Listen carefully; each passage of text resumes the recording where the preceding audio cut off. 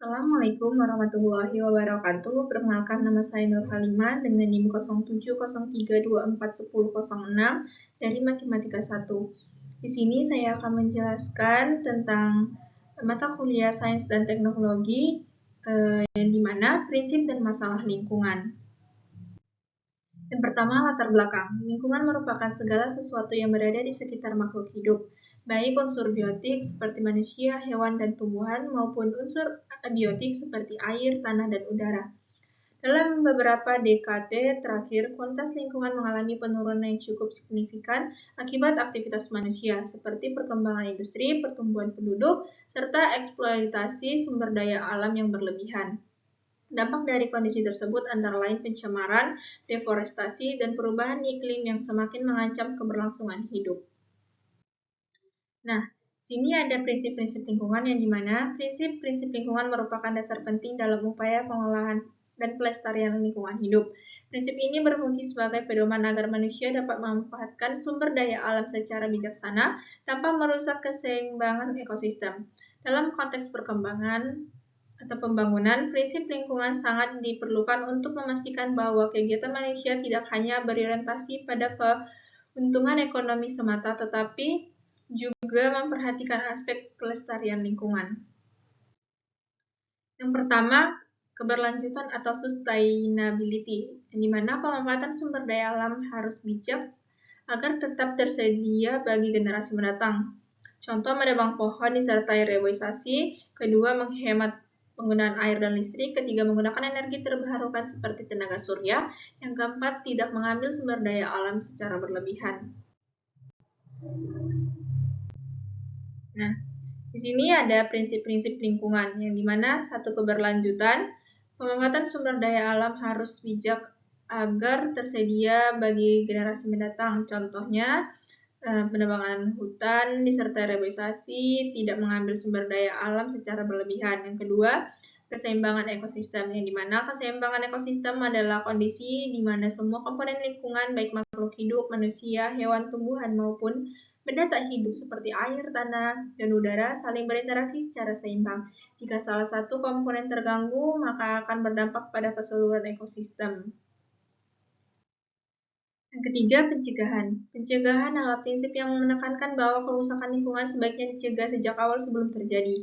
Tindakan pencegahan lebih efektif dan lebih hemat dibandingkan memperbaiki kerusakan yang sudah terjadi. Contohnya, tidak membuang sampah sembarangan agar tidak terjadi pencemaran, mengolah limbah industri sebelum dibuang ke lingkungan, menggunakan produk ramah lingkungan, mengurangi penggunaan plastik sekali pakai, dan menjaga hutan agar tidak terjadi banjir dan longsor. 4. Tanggung jawab. Tanggung jawab adalah prinsip yang menekankan bahwa setiap individu, masyarakat, dan pemerintah memiliki kebijakan untuk menjaga dan melestarikan lingkungan. Semua pihak harus berperan aktif agar lingkungan tetap bersih dan sehat. Contohnya, membuang sampah pada tempatnya dan ikut menjaga kebersihan lingkungan sekitar. Yang selanjutnya yaitu bentuk permasalahan lingkungan. Ada 4, yaitu 1, pencemaran udara, yang dimana diakibatkan asap kendaraan dan pabrik. Contohnya kabut asap, gangguan pernapasan. Yang kedua, pencemaran air, yang dimana limbah dibuang ke sungai atau laut. Contohnya air sumur kotor, ikan mati. Yang ketiga, pencemaran tanah, yang dimana sampah dan bahan kimia merusak tanah. Contohnya itu tanah tidak dapat subur. Yang keempat, sampah dan limbah, yang dimana contohnya itu dapat merusak dan pencemaran lingkungan. Bentuk permasalahan lingkungan. Yang kelima yaitu deforestasi, yang dimana penebangan hutan secara berlebihan, contohnya banjir, hilangnya habitat hewan. Yang keenam, krisis air bersih, kekurangan air layak pakai, contohnya sulit mendapatkan air bersih. Contoh studi kasus permasalahan lingkungan di Indonesia. Kajian studi kasus adalah metode untuk memahami permasalahan lingkungan melalui kejadian nyata di lapangan. Dengan cara ini, masalah dapat dianalisis secara berlebih atau lebih jelas dan lebih mendalam. Dan di mana saya mengangkat contohnya yaitu Sungai Citarum. Sungai Citarum merupakan salah satu sungai penting di Jawa Barat, namun saat ini mengalami pencemaran berat akibat aktivitas manusia. Penyebabnya yaitu limbah industri atau pabrik, limbah rumah tangga, sampah plastik. Dampaknya, air menjadi kotor dan berbahaya, ikan dan organisme air mati. Menyebabkan penyakit pada manusia, mengganggu pertanian. Upaya penanggulangannya yaitu program pembersih sungai, penegakan hukum pada industri, edukasi kepada masyarakat. Yang kedua, yaitu kebakaran hutan dan lahan Kalimantan dan Sumatera. Kebakaran hutan dan lahan sering terjadi di Kalimantan dan Sumatera, terutama saat musim kemarau. Penyebabnya yaitu pembukaan lahan dengan cara membakar, cuaca kering saat kemarau, kurangnya pengawasan. Dampaknya yaitu kabut asap yang mengganggu kesehatan, gangguan pernapasan atau ISPA, dan rusaknya habitat hewan dan tumbuhan meningkatkan pemanasan global. Upaya penanggulangannya yaitu pemadaman dan patroli hutan, larangan membakar lahan, dan edukasi kepada masyarakat dan penegak hukum. Yang ketiga yaitu pencemaran laut oleh sampah plastik di perairan Indonesia, di mana pencemaran laut oleh sampah plastik menjadi masalah serius di Indonesia sebagai negara kepulauan. Penyebabnya yaitu sampah rumah tangga yang tidak dikelola, limbah plastik dan darat terbawa ke laut menggunakan plastik sekali pakai. Dampaknya membahayakan hewan laut atau ikan penyu, yang mana plastik sulit terurai menjadi mikroplastik yang masuk rantai makanan, menurunkan kualitas lingkungan laut. Upaya penanggulangan, mengurangi penggunaan plastik, daur ulang sampah, kegiatan pembersihan pada masyarakat. Contoh studi kasus permasalahan lingkungan di dunia. Kajian studi kasus adalah metode untuk memahami permasalahan lingkungan melalui kajian nyata di lapangan. Dengan cara ini, masalah dapat dianalisis secara lebih jelas dan lebih mendalam.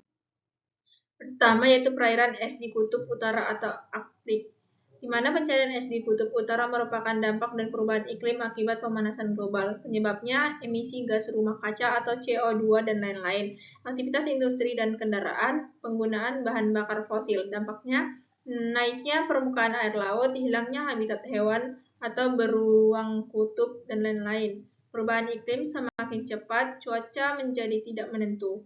Upaya penanggulangan, mengurangi emisi gas dan rumah kaca, menggunakan terbarukan, kerjasama antar negara, kampanye peduli lingkungan kepada masyarakat. Kedua, pencemaran udara di Beijing atau Tiongkok, yaitu di mana pencemaran udara di Beijing merupakan masalah serius akibat tingginya aktivitas industri dan transportasi.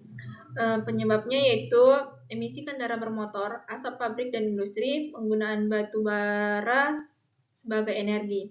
Dampaknya gangguan pernapasan, kabut asap tebal, dan menurunnya kualitas hidup, mengganggu aktivitas sehari-hari. Upaya penanggulangannya, pembatasan kendaraan, menggunakan energi bersih, penutupan tidak ramah lingkungan, kebijakan pengendalian polusi. Yang ketiga, pencemaran laut akibat tumpahan minyak di Teluk Meksiko. Tumpahan minyak di Teluk Meksiko merupakan salah satu bencana lingkungan besar yang mencemari laut secara luas. Penyebabnya kebocoran atau ledakan pemborotan minyak lepas pantai, kelalaian dalam pengelolaan industri. Dampaknya merusak ekosistem laut, membunuh ikan dan hewan laut, mengganggu rantai makanan, kerugian ekonomi.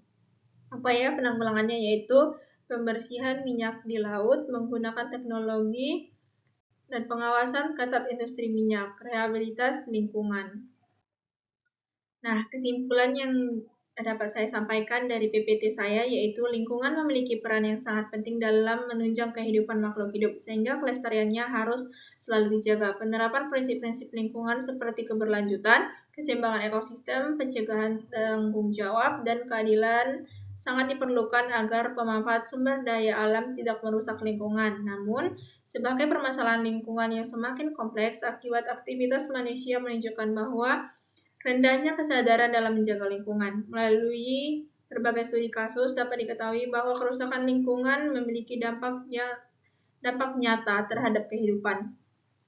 Oleh karena itu, diperlukan kerjasama dari pihak untuk menjaga kelestarian lingkungan dan keberlangsungan hidup di masa depan.